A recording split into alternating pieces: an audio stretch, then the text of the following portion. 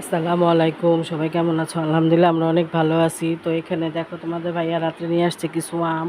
এখানে 5 কেজি আম নিয়ে আসছে, দেশি আম। তো আমগুলি দেখতে খুব সুন্দরী, ছোট ছোট, কিন্তু কাঁচা আম।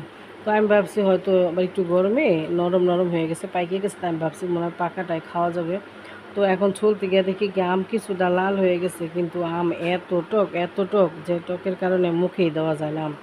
তো ভাবতেছি এখন এই আম কী করা যায়। তো কাটতে ভাবতেছি যে তো দেখি আম মিষ্টি আচার দিতে। এখন কাটতে গিয়ে দেখি কি বড়া এত শক্ত হয়েছে যে আম কিছুই করা সম্ভব না, কাটাটা একটু কঠিন হয়ে দাঁড়াইছে।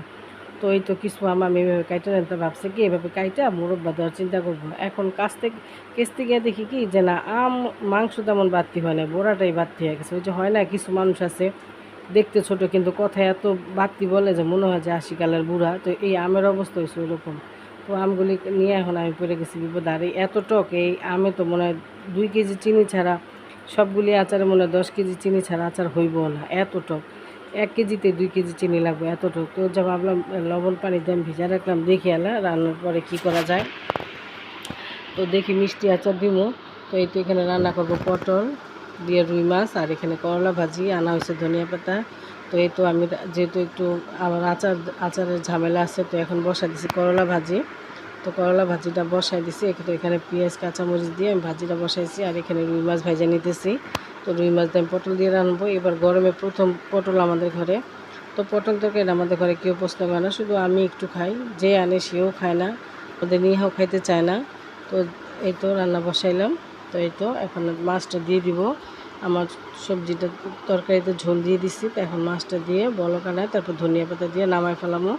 তো প্রচুর মাথা ব্যথা করতেছে, গরম, এত গরম, পাকের ঘরে রান্না করতে এসে আমার ভালো লাগতেছে না।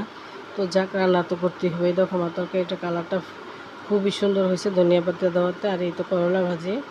তো করলাটাও কিন্তু টাটকা ছিল। তাই এই তো এখন বসাইছি আচার। তো আচারটা বসে আমি খাবো একটু চা।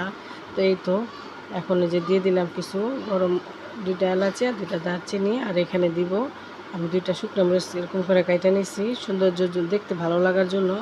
যেহেতু মিষ্টি আচার একটু ঝাল লাগলো ভালো লাগবো, যেহেতু এই আচারটা বাচ্চারাই খাইতে হইব। কারণ এই আচার মুরব্বা বানানো কিছুতেই সম্ভব না, মাংস থেকে ছুটে যেতেছে বাড়ার থেকে। আর প্রচুর ঝাল। তো এই তো এই আচার এখানে তোমাদের জন্য, সবার জন্য, প্লিজ তোমরা খাবা। তো আমাদের দেওয়া সম্ভব না। তো এই তো যদি সবার বাসায় চিনতাম অবশ্যই সবাইকে দাওয়াত দিতাম আচারের জন্য। তো এই তো এখন আমার মাথা ব্যথার কারণে বানাইছে 1 কাপ চা, 1 মগ চা নিছি।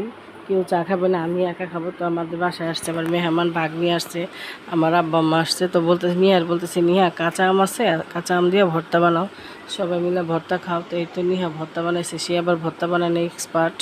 তো এই তো প্রচুর ঝাল দিছে, দেখো কাঁচামরিচের অভাব নেই। কাঁচামরিচের এত দাম, কিন্তু ও হইলো অপচয়কারী।